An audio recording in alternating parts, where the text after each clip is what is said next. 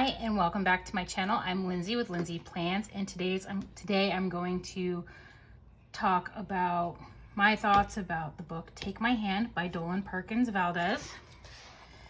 Montgomery, Alabama, 1973. Fresh out of nursing school, Sybil Townsend intends to make a difference, especially in her African American community. At the Montgomery Family Planning Clinic, she hopes to help women shape their destinies to make their own choices for their lives and bodies. But when her first week on the job takes her along a dusty country road to a worn-down one-room cabin, Sybil is shocked to learn that her new patients, Erica and India, are children, just 11 and 13 years old.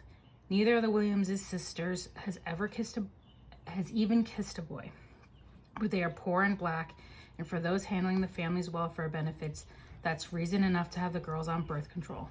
As Sybil grapples with her role, she takes India, Erica, and their family into her heart, until one day she arrives at their door to learn the unthinkable has happened and nothing will ever be the same for any of them.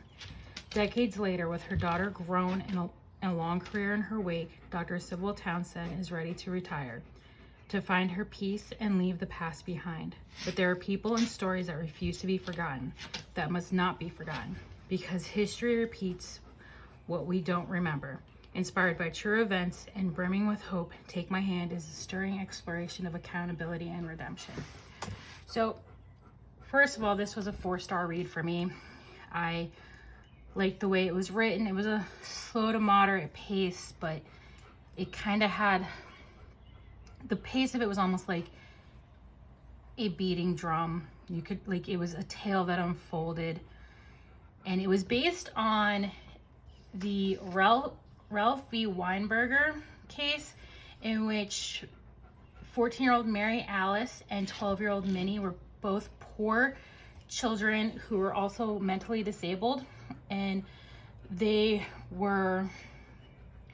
mother was illiterate, and papers were put in front of her. They weren't explained to her. She marked an X on the line, being told she was getting birth control for her girls, not realizing she was being coerced into having them receive a tubal ligation.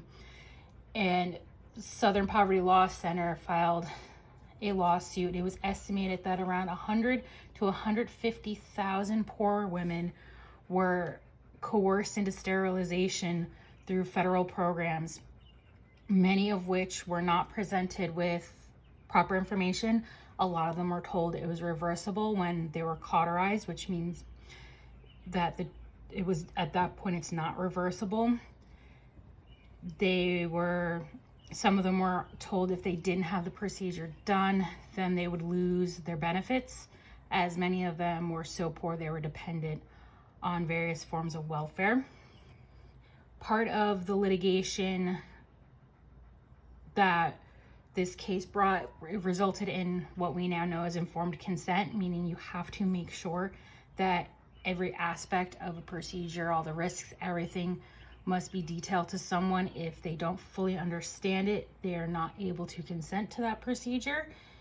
The ruling said that this practice was arbitrary and unreasonable, and going forward, federal funds were no longer allowed to be used in this context.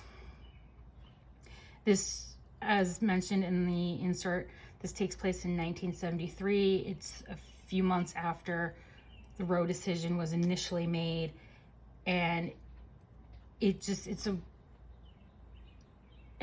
puts light on dark corners of reproductive care and how poorly, specifically minority women, were treated. And it also begs the question of, have we learned? Are we headed in similar direction? As someone who works in the intellectual disabled field, this is something on my mind. Are we in a position to possibly go back to forced sterilizations, especially since they weren't that far behind us? There's a lot to unpack between what is in this novel plus the legal case that it was based on. So if you do pick this one up, and even if you don't, I highly suggest looking into the case of Ralph v. Weinberger. I will link the Southern Poverty Law Center's case information in the description. This is also a Book of the Month Club, so I will put that information there as well. So if anyone's interested in joining, there's a discount code that I will be putting in there. It's, I think, $5 off your first month. So if anyone has read it, feel free to put your thoughts in the comments. Don't forget to like and subscribe. And until next time, peace out, Girl Scout.